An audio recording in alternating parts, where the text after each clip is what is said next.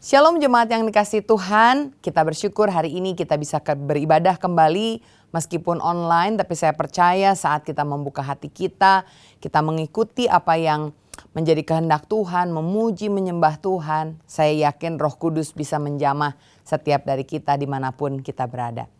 Tanpa terasa kita sudah menghabiskan 1/4 tahun di tahun 2025 ya, dan saya harap di bulan-bulan yang telah kita lalui, ini kita tidak melakukan sesuatu hal yang sia-sia. Tetapi justru kita hidup maksimal dan membangun kebiasaan yang baik. Sehingga sama seperti tema di tahun ini, hidup kita bisa terus berdampak. Saya ingat Martin Luther King pernah berkata, "It's not how long we live, but it's how well we live it." Artinya hidup ini bukan sekedar seberapa lama kita hidup, tetapi seberapa baik kita menghidupi hidup kita ini. Tentu kita tidak pernah tahu umur berapa kita akan dipanggil Tuhan, tapi marilah sepanjang usia yang Tuhan berikan sampai pada hari ini, mari kita terus berdampak baik, membangun kebiasaan yang baik untuk menjadi berkat buat semua orang. Sama seperti Yesus, kalau kita lihat hidupnya juga di dunia tergolong tidak lama ya. Ketika dia mati di atas kayu salib, usia Yesus saat itu baru 33,5 tahun saja. Tapi luar biasa sekali bagaimana hidup yang singkat yang dia miliki itu bisa berdampak untuk orang-orang pada zaman itu dan juga bahkan sampai hari ini. Dan inilah yang kita ingin sama-sama teladani. Bagaimana hidup Yesus bisa menjadi teladan bagi kita untuk menjalani hidup kita. Karena itu hari ini saya mau mengajak saudara untuk merenungkan firman Tuhan yang berjudul Hidup Berdampak Seperti Kristus. Saya akan ajak setiap dari kita untuk membuka firman Tuhan di kitab Efesus pasalnya yang kelima, ayatnya yang pertama. Ayat yang singkat ini dengan jelas mengatakan demikian. Sebab itu jadilah penurut-penurut Allah seperti anak-anak yang kekasih. Amin. Berapa banyak dari saudara yang tahu seorang pegolf Amerika yang bahkan dianggap sampai sekarang salah satu yang terbaik sepanjang masa. Namanya itu adalah Tiger Woods. Tetapi menarik kita melihat kiprah dia, karirnya begitu gilang gemilang. Tapi di beberapa tahun belakangan ini kita melihat juga ada seorang yang lain. Satu pegolf yang lain yang jauh lebih muda yang juga sama berbakatnya. Namanya adalah Charlie Woods. Dari nama belakangnya sama-sama Woods, tentu saudara sudah bisa menebak. Charlie Woods adalah anak dari Tiger Woods. Dia menjadi sorotan karena di usianya yang masih sangat muda, ternyata dia memiliki kemampuan dan gaya main golf yang keren, mirip seperti ayahnya. Kenapa itu bisa terjadi? Karena semenjak kecil pun Charlie ini sudah benar-benar mengagumi permainan Tiger Woods. Bahkan dilihat di beberapa foto, video, ternyata Charlie Woods ini sudah mulai main golf, mengikuti ayahnya main golf itu usia 3 atau 4 tahunan. Sekarang mungkin dia sudah sekitar remaja, mungkin 15, 16, 17 tahun. Dan tentu keahliannya ini makin bertambah. Apa yang dia lihat dari bapaknya, dia pelajari, bapaknya juga menuntun dia sehingga dia bisa bermain. Bahkan gerak-geriknya itu hampir serupa dengan bapaknya Tiger Woods.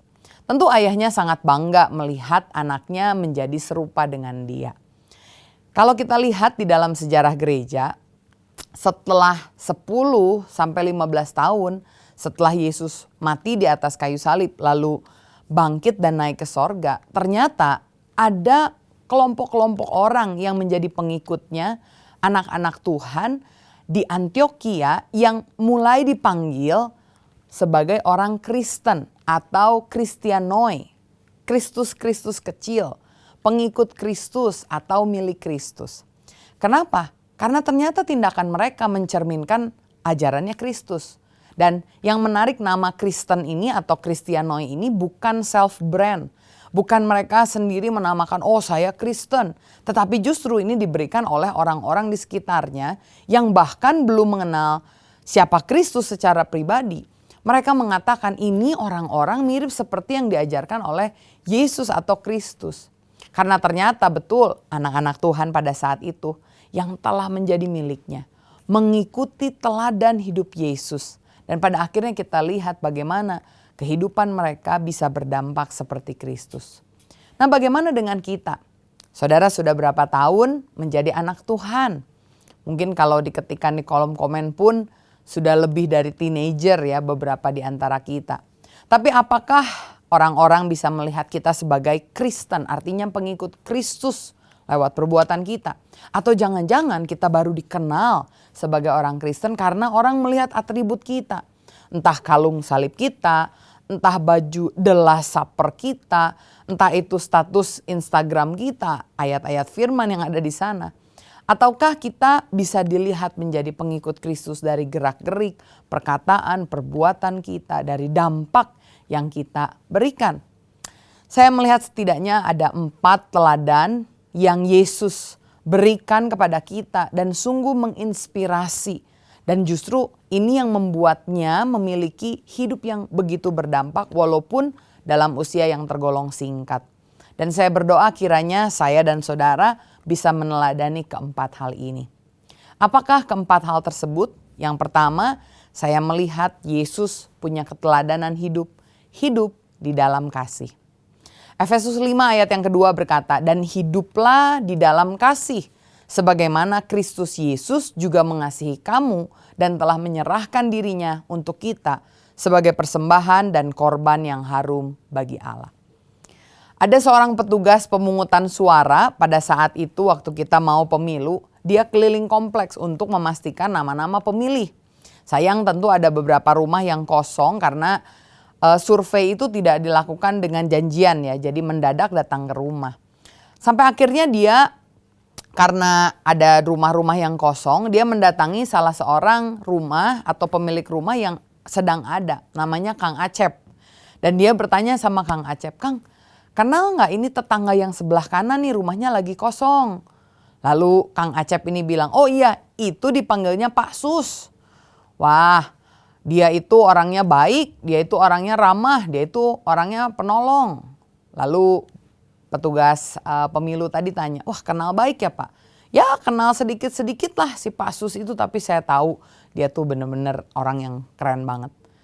Kalau yang sebelah kiri ini siapa yang tinggal di sana? Kebetulan kosong juga. Lalu Kang Acep bilang, oh yang sebelah tetangga kiri ini aduh amit-amit. Sering kasar, marah-marah, kalau marahin anaknya, marahin suaminya, wah sampai banting piring itu kedengeran ke tetangga. Belum lagi suka bergosip. Yang saya tahu sih orang-orang sini manggilnya Ibu Lucy katanya. Lalu si petugas pemilu ini dia cek, loh kok namanya berbeda. Tidak ada namanya Pak Sus, dikiranya mungkin Suseno atau Sulistio. Dan juga tidak ada nama Ibu Lucy. Mungkin Luciana atau Lucinta, tidak ada. Lalu Bapak petugas pemilu ini tanya, Kang Acep tahu nggak nama panjangnya siapa? Lalu Kang Acep dengan santai menjawab, nggak tahu sih, Sus sama Lucy itu julukan tetangga-tetangga sini aja.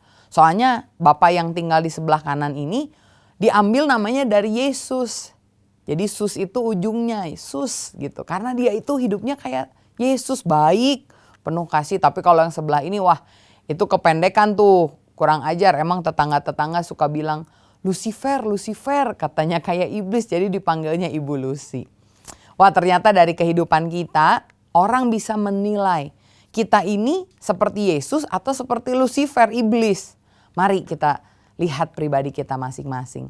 Kalau sampai satu kali tetangga kita ditanya, mari kita menunjukkan keteladanan seperti Yesus. Mau berkorban, kita sering mengampuni, bahkan memberikan kesempatan kedua, mengasihi, bukan seperti iblis yang membuat keonaran. Apakah hidup kita sudah mencerminkan kasih Kristus sehingga orang lain melihat Yesus yang ada di dalam diri kita? Yang pertama, teladan Yesus yang sangat jelas terlihat, yaitu dia hidup dalam kasih. Tapi bukan hanya kasih, ternyata Yesus juga hidup kudus. Dia hidup berkenan kepada Tuhan.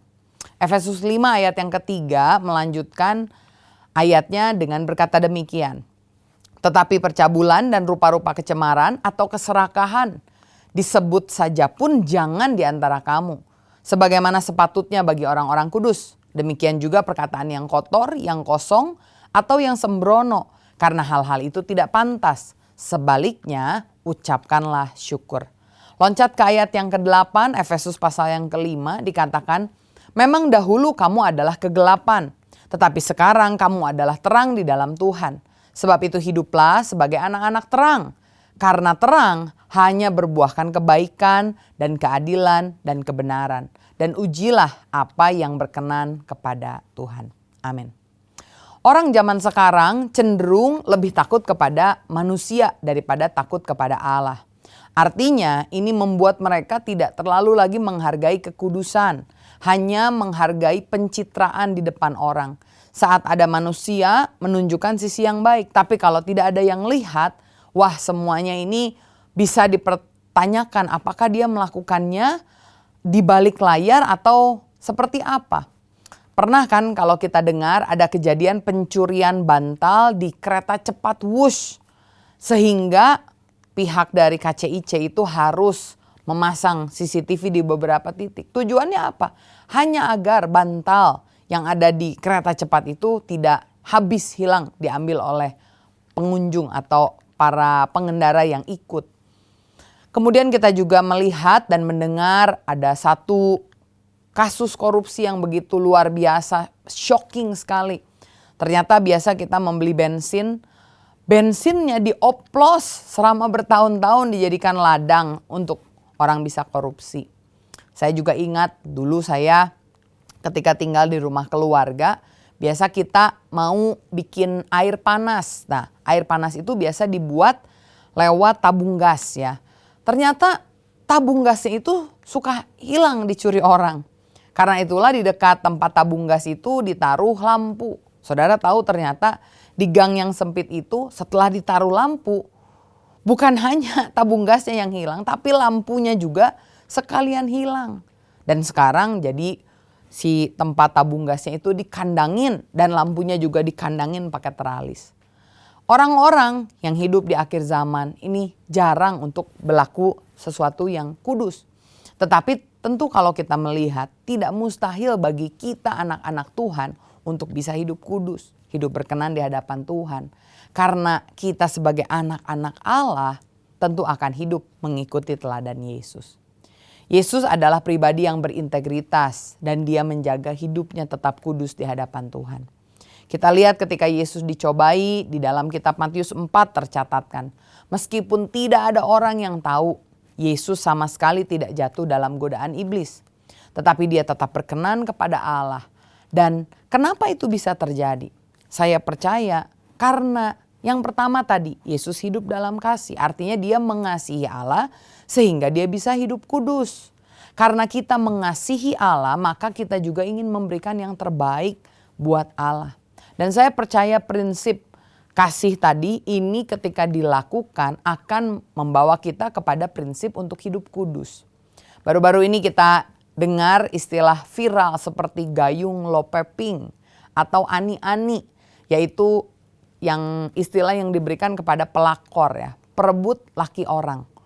Istri jadi was-was mengizinkan suaminya bahkan untuk menjemput anak di sekolah karena ternyata perselingkuhan bisa terjadi.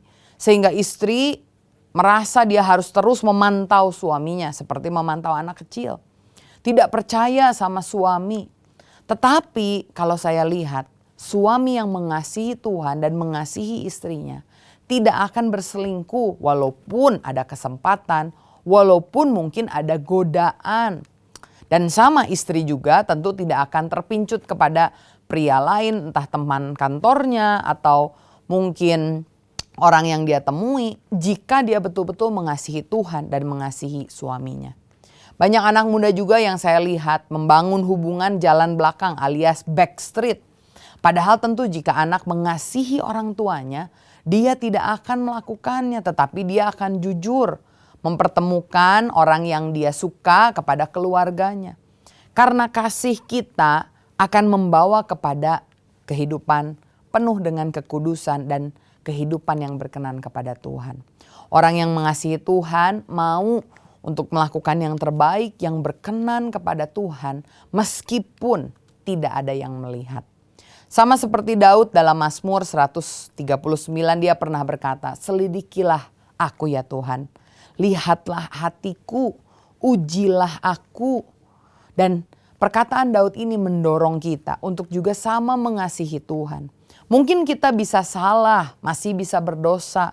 Tetapi kalau kita mengasihi Tuhan, bukan hanya sekedar takut kena hukum, takut tidak dapat berkat, takut dapat kutuk atau terpaksa. Tetapi karena kita memang mau mencintai pribadi Tuhan. Saat kita melakukan kesalahan sekalipun, tentu kita akan cepat bertobat, minta ampun kepada Tuhan. Teladan Yesus, dia hidup dalam kasih, dia hidup dalam kekudusan, dan juga hidup berkenan kepada Tuhan. Tapi yang ketiga saya lihat ada teladan lain, yaitu dalam hidupnya Yesus hidup secara bijaksana. Efesus 5 ayat 15 berkata, "Karena itu perhatikanlah dengan seksama bagaimana kamu hidup. Jangan seperti orang bebal tetapi seperti orang arif. Dan pergunakanlah waktu yang ada karena hari-hari ini adalah jahat. Sebab itu janganlah kamu bodoh tetapi usahakanlah supaya kamu mengerti kehendak Tuhan." Kita melihat hidup Yesus di Alkitab itu ada gap yang tidak tercatat dengan detail. Artinya terakhir Alkitab itu mencatat Yesus ketika usia 12 tahun saat dia hilang di bait Allah. Tapi lalu kemudian loncat tiba-tiba tulisannya itu langsung ke usia waktu Yesus 30 tahun saat dia menampilkan diri untuk mau dibaptis. Lalu orang-orang suka bertanya, Yesus itu selama itu kemana? Walaupun tidak ditulis secara detail dalam Alkitab, tetapi saya melihat jawabannya itu ada di dalam Lukas pasal yang kedua ayat yang ke-52. Karena dikatakan di situ Yesus makin bertambah besar dan bertambah hikmatnya dan besarnya dan makin dikasihi oleh Allah dan manusia. Kita melihat ternyata dalam usia-usia pembentukan tersebut Yesus dibentuk, Yesus diproses, dan ternyata dalam usia-usia tersebut Yesus memaksimalkan waktunya dengan baik. Sehingga ketika dia mencapai usia 30 tahun dia siap untuk melayani. Dan bahkan ketika pelayanannya hanya berkisar 3,5 tahun pun dia tetap berdampak. Kenapa bisa demikian? Karena Yesus tahu kenapa dia hidup. Yohanes 9 ayat yang keempat berkata, "Kita harus mengerjakan pekerjaan Dia yang mengutus aku selama masih siang. Akan datang malam di mana tidak ada seorang pun yang dapat bekerja." Akibatnya Yesus hidupnya sangat efektif. Pelayanannya walaupun singkat luar biasa karena dia tahu dia harus memaksimalkan setiap waktu yang dia miliki di bumi ini. Kalau kita lihat kapan sebetulnya Yesus memulai harinya. Saya melihat di beberapa bagian ayat Alkitab, Yesus itu selalu bangun pagi-pagi. Bahkan ketika hari masih gelap, dia pergi untuk berdoa. Artinya tidak berleha-leha di kamar, tidak menunggu sampai siang baru jalan keluar, bahkan hanya bangun karena lapar, karena ingin makan siang. Tidak, Yesus tidak berleha-leha hidupnya, dia memaksimalkan waktunya dengan luar biasa. Benjamin Franklin pernah berkata, "Lost time is never found again." Waktu yang sudah hilang tidak bisa ditemukan kembali. Kalau saya tanya sama saudara, seandainya saya kasih saudara setiap orang Rp86.400 setiap hari. Hanya syaratnya itu harus saudara habiskan ya. Jadi 86.400 itu harus dihabiskan. Mungkin rasanya seperti sedikit ya, apa sih 86.000 sehari bisa beli apa. Tapi kalau saudara kalikan 1 bulan, ya saudara bisa hitung setidaknya saudara dapat dari saya itu sekitar 2,6 juta. Ya lumayan walaupun tidak sesuai dengan UMR, upah minimum rata-rata, tapi setidaknya bisa dibelikan sesuatu yang lain. Kalau dikalikan lagi saudara, kira-kira itu berapa? Lebih banyak lagi. Nah, apa sih uang ini? Saya mau menyadarkan saudara bahwa setiap hari ya Tuhan itu memberikan kepada kita 86.400 detik. Kalau dikalikan 1 bulan itu sekitar 2,6 juta detik tadi. Kalau dikalikan lagi 1 tahun itu luar biasa sekali. Mungkin 31 juta detik sekian. Dan apakah saudara mau sia-siakan? Kalau uang tentu saudara merasa jangan disia-siakan. Tapi waktu itu jauh lebih berharga, tidak bisa dibeli dengan uang. Karena itu mari kita tidak menyia-nyiakan waktu yang kita miliki. Saya melihat Yesus memaksimalkan waktu dan Yesus juga tidak pernah menghabiskan waktu untuk memikirkan hal-hal yang sia-sia. Terkadang kita seringkali melamun, overthinking, berpikir terlalu negatif sehingga waktu kita habis terbuang. Semangat kita habis terbuang. Apa yang kita hendak lakukan malah tidak terjadi. Tapi Yesus dia tahu, dia tidak menggunakan pikirannya untuk memikirkan hal yang sia-sia. Yohanes 4 ayat 34, Yesus berkata, makananku ialah melakukan kehendak dia yang mengutus aku dan menyelesaikan pekerjaannya. Ketika Yesus berpikir, melalui ayat ini kita lihat dia berfokus hanya pada hal-hal yang kekal. Dia juga sering memikirkan kehendak Bapa. Bahkan bagi Yesus, kehendak Bapa yang dia pikirkan ini menggairahkan seperti makanan yang bisa memuaskan. Kita juga melihat bagaimana Yesus memiliki pemikiran. Dia mau setia sampai akhir. Bukan hanya starting well, memulai dengan baik, tetapi dia mau finish well. Dia punya kerinduan untuk menyelesaikan pekerjaannya dengan baik. Karena itu gunakanlah waktu kita juga dengan baik.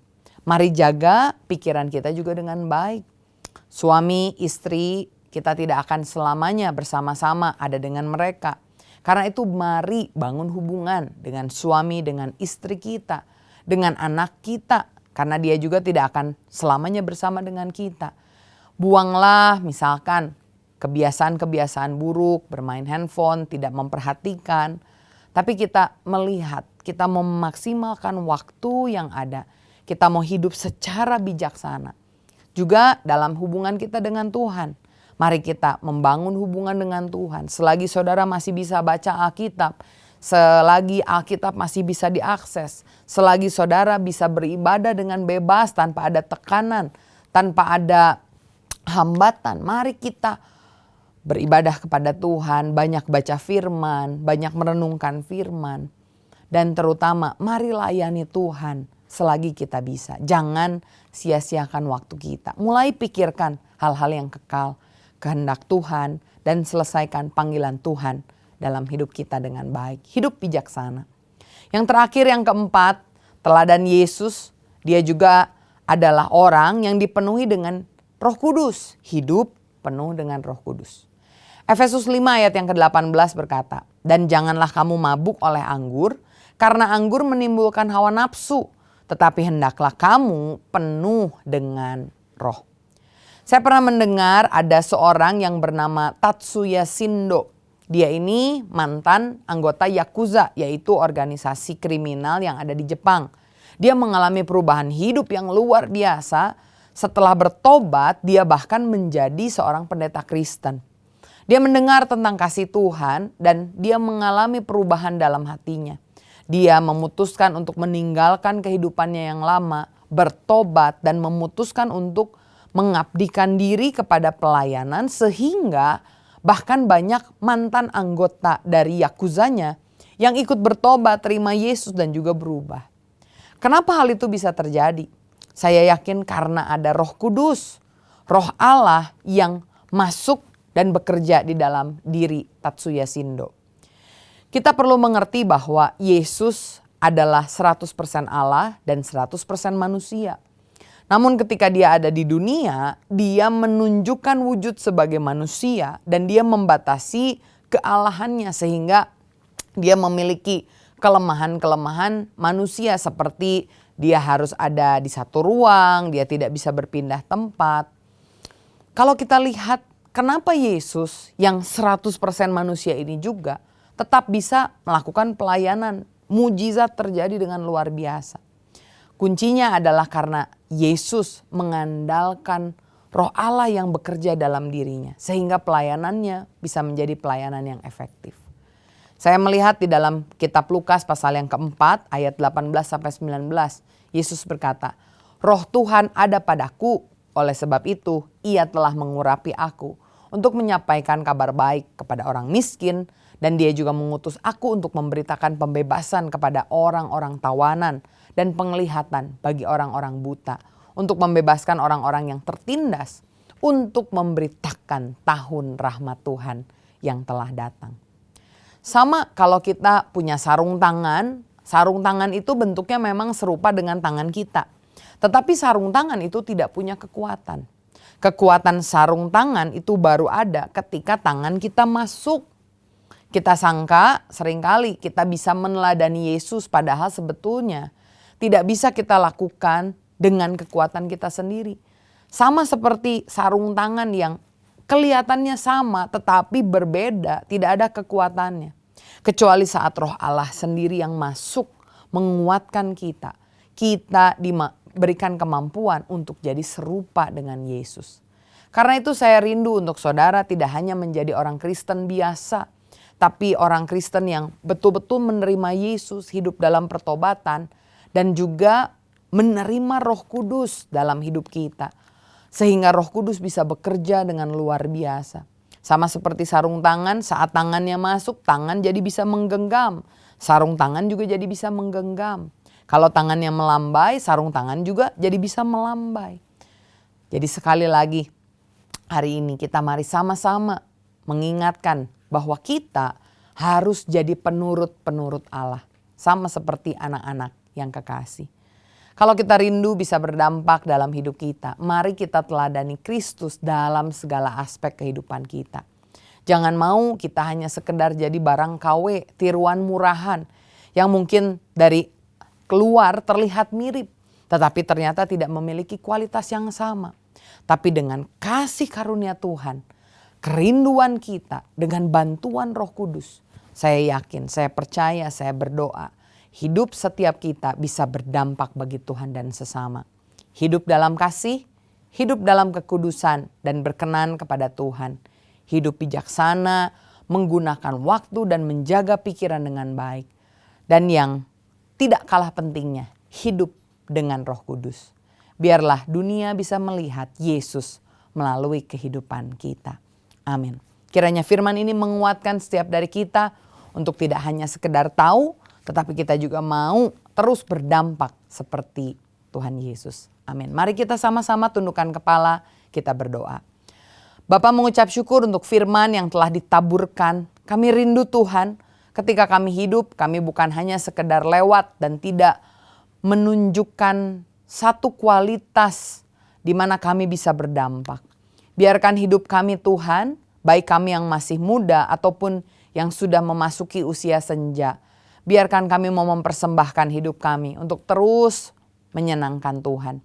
Dan kami percaya saat kami fokus kepada Kristus, saat kami mau meneladani Engkau, kami diberikan kemampuan oleh Roh Kudus untuk menjadi berkat untuk sekitar kami. Terima kasih Tuhan untuk firman yang telah disampaikan hari ini.